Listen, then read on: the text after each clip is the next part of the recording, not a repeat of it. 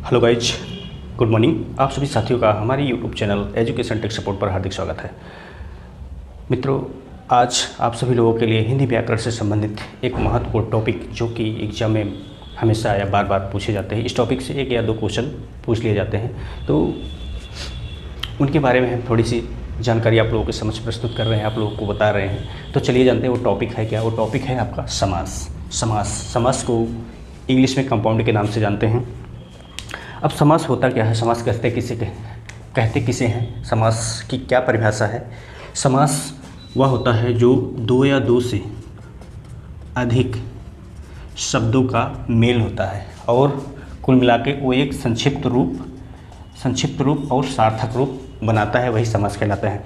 यानी कि समास वही शब्द होते हैं जो दो या दो से अधिक शब्दों से मिलकर बने होते हैं और उनका एक छोटा रूप और एक सार्थक रूप ही समास कहलाता है।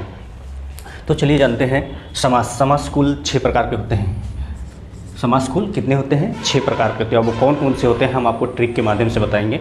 अगर ट्रिक अच्छी लगी तो वीडियो को लाइक शेयर और सब्सक्राइब जरूर करिएगा। तो चलिए जानते हैं वो ट्रिक क्या है। ट्रिक है अब तक पुरुष काम दे देगा बहुत, ये ट्रिक है। अब तक पुरुष काम दे देगा बहुत, ये ट्रिक है। इसी ट्रिक के माध्यम से आप 6 की 6 जो समास है उनको आप जान जाएंगे। चलिए जानते हैं। अब मतलब क्या होता है, अब का रिलेट आप अव्ययी भाव समास से करेंगे। अव्ययी भाव समास ये आपका पहला हो गया। तक पुरुष मतलब आपका हो गया तत्पुरुष समास से। काम मतलब आप यहाँ से रिलेट करेंगे कर्मधारय। आपको रिलेट करना पड़ेगा, थोड़ा सा दिमाग लगाना पड़ेगा। मतलब 1 2 3 ये 3 आपको मिल गया। बाकी दे मतलब आप इसको देखेंगे द्विगु समास से, द्विगु नहीं द्वंद्व समास से देखेंगे। देगा मतलब देगा से आप रिलेट कर लेंगे द्विगु से। देगा यानी कि दा इसमें गा दोनों इसमें है तो द्विगु आप इसको रिलेट कर लेंगे। बहुत मतलब बहुव्रीहि समास। ये कुल मिला के 6 हुए आपके और 6 प्रकार के आपके समास होते हैं। अव्ययी भाव समास, तत्पुरुष समास, कर्मधारय समास, द्वंद्व समास, द्विगु समास, बहुव्रीहि समास। यानी कि इसकी जो ट्रिक है, अब तक पुरुष काम दे देगा बहुत। अगर आप इसको याद कर लेंगे तो आपके 6 के 6 जो समास है वो कभी नहीं भूलेंगे, ये तो मेरी गारंटी है। बाकी करना आपको है, इसको समझना आपको है। बाकी मैं बता रहा हूँ, अब तक पुरुष काम दे देगा बहुत, इसको आप रट लेंगे, इसको आप अपने दिमाग में बिठा लेंगे तो 6 के 6 जो आपके समास है वो आपको याद आ जाएंगे। तो आपके सामने पहला जो समास है अव्ययी भाव समास। अव्ययी भाव समास को कैसे पहचानेंगे उनको चलिए जानते हैं। अव्ययी भाव समास को पहचानने का तरीका, उसमें जो अव्ययी भाव समास होगा यानी कि जो शब्द होगा उसमें आपका जो शब्द से पहले है उसके पहले यथा लगेगा, आ लगेगा और सारे उपसर्ग युक्त यानी कि जितने भी उपसर्ग युक्त शब्द होंगे वो क्या कहलाएंगे, अव्ययी भाव समास। और उसमें एक ही शब्द की रिपीट होगी, ऐसा नहीं है जैसे रात, घर, ये क्या है, एक ही शब्द है लेकिन 2 बार रिपीट हुए हैं। तो ऐसे शब्द क्या कहलाएंगे, अव्ययी भाव समास कहलाएंगे। ये है इनका पहचानने का तरीका। और जैसे आपका यथाशक्ति हुआ, इसमें यथा आपको यहाँ पे दिखा, यथा यानी कि शक्ति के पहले यथा लगा है। आजन्म, अपूर्व यानी कि पूर्व के पहले आ लगा है, आ उपसर्ग है तो क्या हुआ, अपूर्व।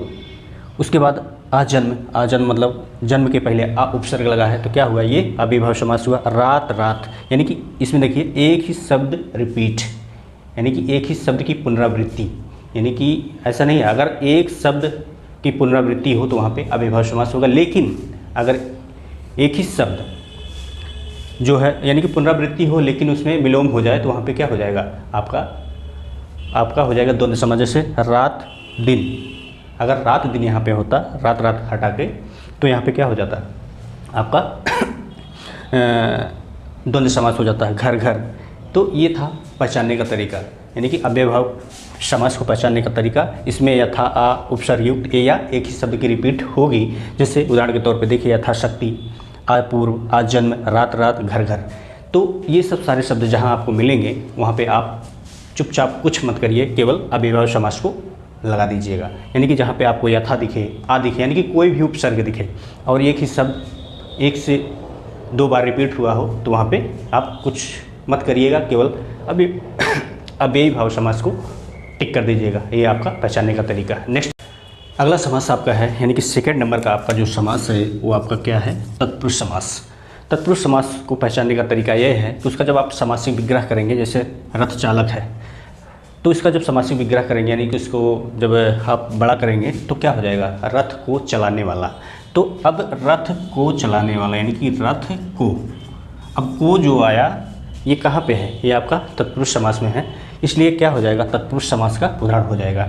रसोई घर, अब रसोई घर को जब आप विग्रह करेंगे तो क्या हो जाएगा, रसोई के लिए घर, रसोई के लिए घर, यानी कि यहाँ पे के लिए का प्रयोग हुआ। अब के लिए कहाँ पे आता है, तत्पुरुष समास में आता है, ये है आपका के लिए। काम चोर, काम से चोर, यानी कि वो काम से चोरी करता है, काम से चोरी करता है। राजपुत्र, राजा का पुत्र।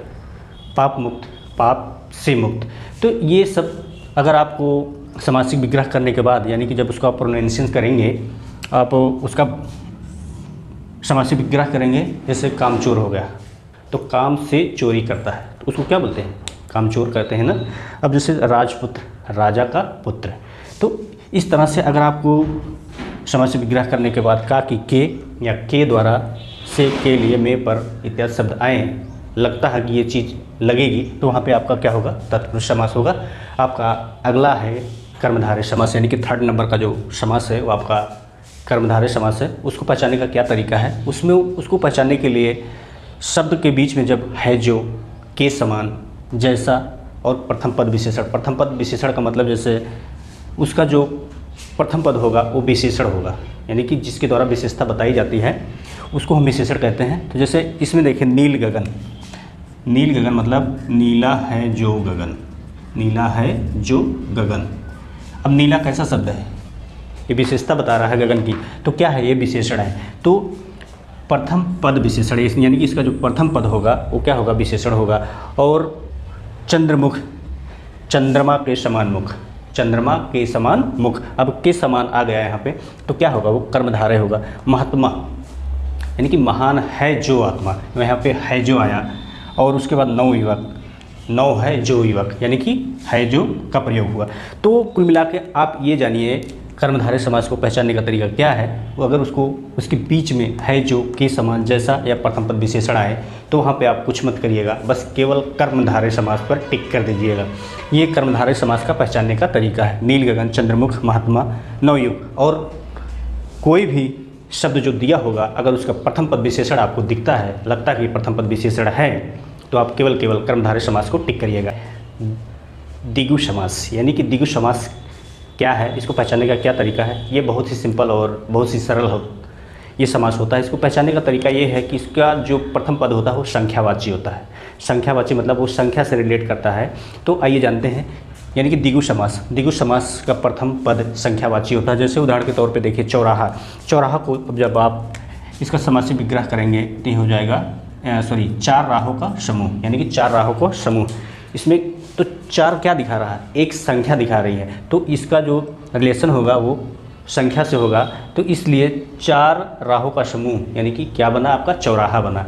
तो इसी तरह तिराहा यानी कि तीन राहों का समूह, पंचशेरी 5 शेरों का समूह, शताब्दी 100 सालों का योग, यानी कि 100 सालों को मिलाकर जो एक शब्द बनता है उसको क्या बोलते हैं, शताब्दी। तो इस तरह से द्विगु समास को पहचानने का तरीका केवल एक ही है कि उसका जो प्रथम पद होगा वो संख्यावाची होगा, वो संख्या से रिलेट करेगा। तो इस तरह से द्विगु समास को पहचाना जाता है और ये बहुत सरल होता है। इसको पहचानने का बस एक ही तरीका है कि आप केवल इसका प्रथम पद देखिए वो संख्यावाची है कि नहीं, बस अगर संख्यावाची होगा तो आप तुरंत उसको टिक कर दीजिएगा। यही होता है द्विगु समास को पहचानने का तरीका। अगला आपका है द्वंद्व समास। बहुत सिंपल होता है, बस इसको पहचानने का तरीका आप सीख जाइए। इसका जो शब्द दिया होगा यानी कि जो शब्द आपके क्वेश्चन पेपर में होगा वो क्या होगा, एक दूसरे के विलोम होंगे। जैसे पाप पुण्य, गुण दोष, अमीर गरीब, नर नारी, देश विदेश, क्या है, एक दूसरे के विलोम है। यानी कि अगर पाप शब्द दिया है तो उसका विलोम क्या होगा, पुण्य होगा। गुण है तो दोष होगा, अमीर है तो गरीब होगा। और इसका जब आप समासिक विग्रह कर देंगे तो क्या हो जाएगा, इसको जब आप करेंगे तो पाप और ये पुण्य, यानी कि पाप और पुण्य आपको मिलेगा ना। तो यहाँ पे और शब्द का प्रयोग होता है। गुण दोष, गुण अथवा दोष, यानी कि यहाँ पे अथवा का प्रयोग होगा। नर नारी, नर एवं नारी, तो या नर या नारी, गरीब अमीर, गरीब या अमीर। और सबसे मुख्य बात यह है कि इन सब के बीच में योजक चिन्ह का प्रयोग होता है। जैसे योजक चिन्ह का मतलब ये हुआ आपका योजक चिन्ह, इसका प्रयोग होगा।